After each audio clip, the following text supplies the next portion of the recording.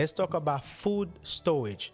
Now, when it comes to before your refrigerator and your freezer, they're gonna always require for you to have a thermometer inside your refrigerator or your freezer, because sometimes they're gonna use their own, but like I do, I always make sure I got one inside of each unit that I have.